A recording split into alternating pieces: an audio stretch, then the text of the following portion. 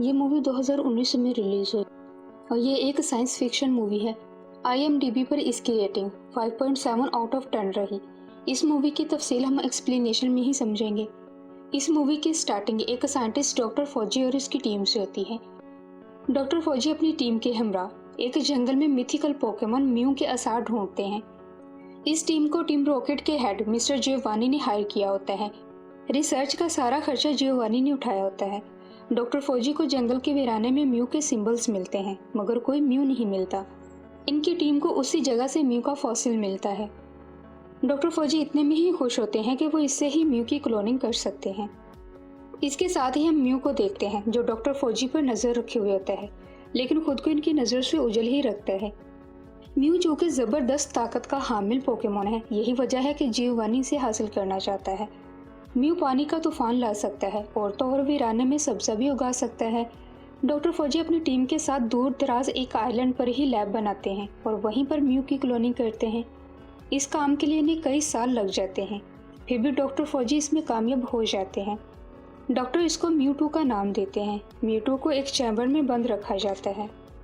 इतने अरसे बाद म्यूटू को होश आ जाता है। म्यूटू के साथ म्यूटू के इमोशंस भी जाग जाते हैं। म्यूटू टेलीपैथी के जरिए डॉक्टर से बात करता है।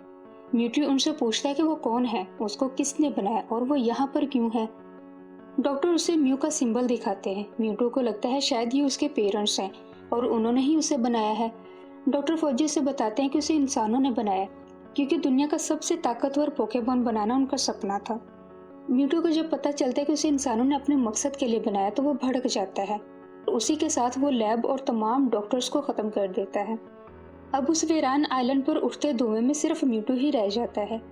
तभी जियोवानी आ जाता है। म्यूटू खुद से बात करता है कि आया दुनिया का सबसे ताकतवर पोकेमॉन है, जिसका जवाब जियोवानी देता है कि हाँ, तुम ही सबसे ताकतवर हो, शायद म्यू से भी ज़्यादा ताकतवर, लेकिन तुम दोनों से भी ज़्यादा ताकतवर इंसान हैं।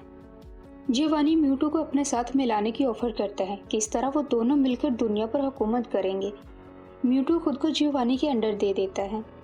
सबसे पहले जियोवानी उसके लिए बैटल सूट तैयार करता है, जिससे म्यूटू की हिफाजत भी होगी और वो अपनी ताकत को भी कंट्रोल कर सकेगा।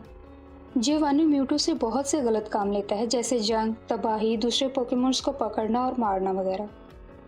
म्यूटू को बहुत जल्द एहसास हो जाता है कि जियोवानी भी उसे अपने फ़ायदे के लिए इस्तेमाल कर रहा है, लिहाजा म्यूटू उसे भी छोड़ने का फैसला करता है और जियोवानी की लैब तबाह करके दोबारा उसी आइलैंड पर पहुंच जाता है जहां पर उसको बनाया गया था।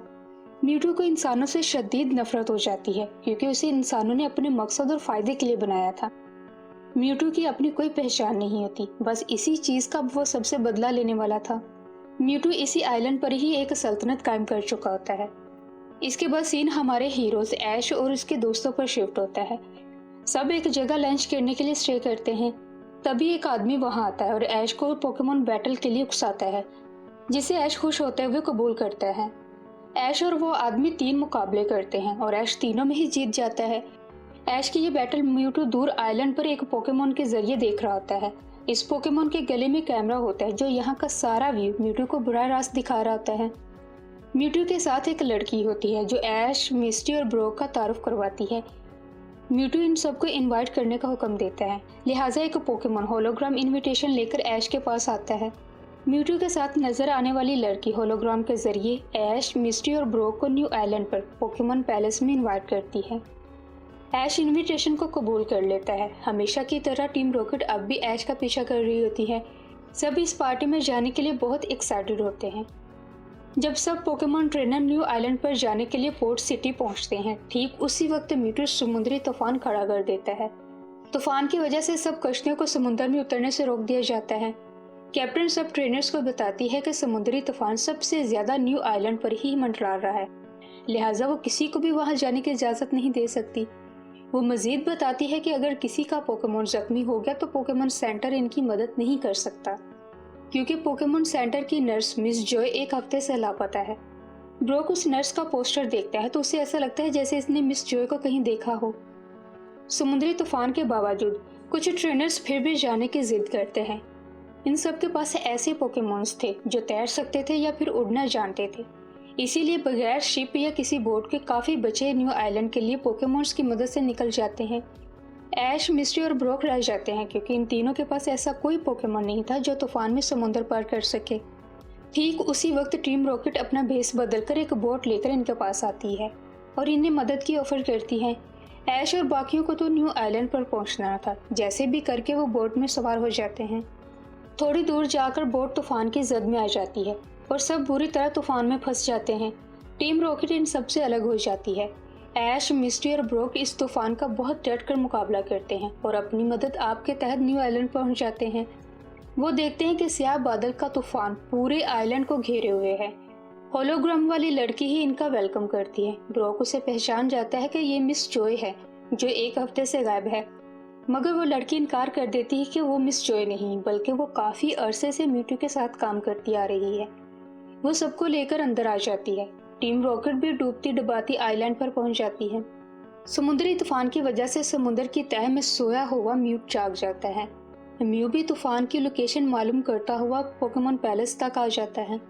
ऐश लोग अंदर पैलेस में जाते हैं जहां 3 और पोकेमॉन ट्रेनर मौजूद थे। वो लड़की इन्हें बताती है कि ये तूफान ट्रेनर्स के लिए एक चैलेंज था और यहाँ तक वो ही लोग पहुंच पाए जिनको इनवाइट किया गया था। वो इन सबको पोकेमॉन्स को अपनी पोकेबॉल्स से रिलीज करने को कहती है। इनके अलावा 3 ट्रेनर्स और होते हैं, एक लड़की निशा और 2 लड़के कोरी और फर्गस होते हैं। इनके पहुंचते ही म्यूटू सामने आता है। ये सब तो एक इंसान को ट्रेनर तस्वर कर रहे थे, मगर एक पोकेमॉन को ट्रेनर के रूप में सामने देखकर सब हैरान रह जाते हैं। फर्गस को तो ये बिल्कुल भी पसंद नहीं आता। वो वापस जाने लगता है। म्यूटू उसको उठाकर तालाब में फेंक देता है। फर्गस अपने पोकेमॉन गैराडोस को हुक्म देता है म्यूटू से लड़ाई करने को। म्यूटू गैराडोस का भी वही हाल करता है जो फर्गस का हुआ था। म्यूटू अपने असिस्टेंट को आज़ाद कर देता है और सच में वो असिस्टेंट कोई और नहीं बल्कि मिस जॉय ही होती है। म्यूटू के पास ये सलाहियत थी कि वो इंसान के दिमाग को अपने कब्जे में कर सकता है और सब कुछ भुला भी देता है, जैसे उसने मिस जॉय के साथ किया था। किसी को भी म्यूटू का यह बिहेवियर पसंद नहीं आता। ऐश का पिकाचू और कोरी का रायहॉर्न भी म्यूटू से उलझने की कोशिश करते हैं। उनका हाल भी गैराडोस से कुछ मुख्तलिफ नहीं होता। टीम रॉकेट पाइपलाइन के जरिए पैलेस में एंटर करती है। म्यू भी उनके पीछे ही दाखिल होता है। टीम रॉकेट सीधा लैब में दाखिल होती है जहां चैम्बर्स में बंद पोकेमॉन्स क्लोन्स होते हैं। म्यूथ के बालों का सिंबल लेकर उसका भी क्लोन बना दिया जाता है। म्यूटू चैम्बर में बंद क्लोन्स को निकाल लेता है और अब इनका मुकाबला पोकेमॉन ट्रेनर्स के पोकेमॉन से होने वाला था। म्यूटू 3 क्लोन्स सामने करता है जो कि ऐश के चैरिज़ार्ड, निशा के शेलशोकर और कोरी के ब्रटरूट के क्लोन्स होते हैं। और म्यूटू के कहने के मुताबिक उसके बनाए गए क्लोन्स इनके ओरिजिनल पोकेमॉन से ज्यादा ताकतवर हैं। म्यूटू अपने महल में ही मैदान लगा लेता है।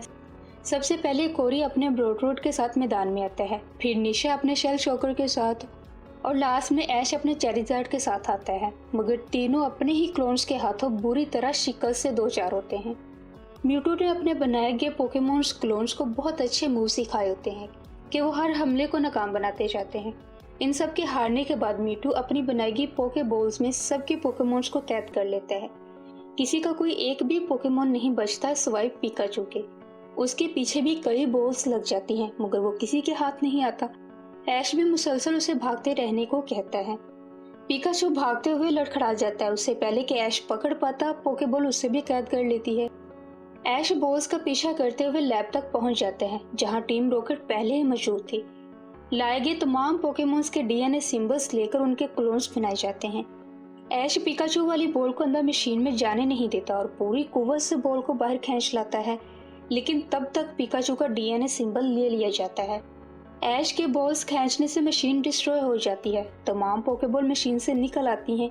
यूं सारे पोकेमॉन्स फिर से आज़ाद हो जाते हैं, लेकिन इससे पहले इन पोकेमॉन्स के क्लोन्स निकलकर म्यूटू की तरफ चले जाते हैं।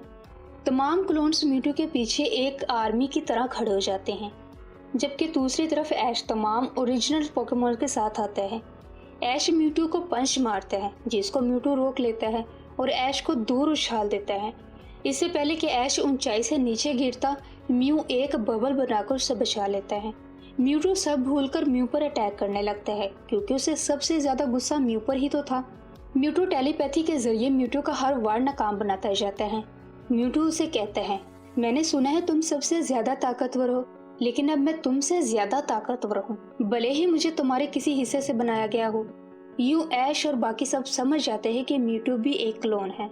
म्यूट्यू म्यू के पीछे पड़ जाता है कि इस दुनिया में म्यू या म्यूट्यू में से एक ही रहेगा। दोनों बुरी तरह से लड़ रहे होते हैं, जिनमें म्यूट्यू ज्यादा वार करता है म्यू पर, जबकि म्यू तो बस खुद को बचाता है।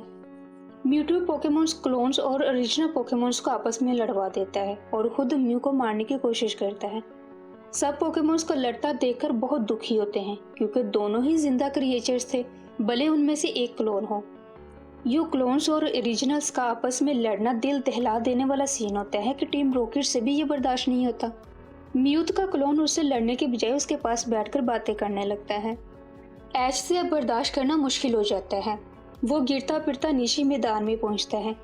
ब्रोक ऐश से कहता है, हम तब तक ये लड़ाई नहीं रोक सकते जब तक म्यू या म्यूटू में से एक मर नहीं जाता।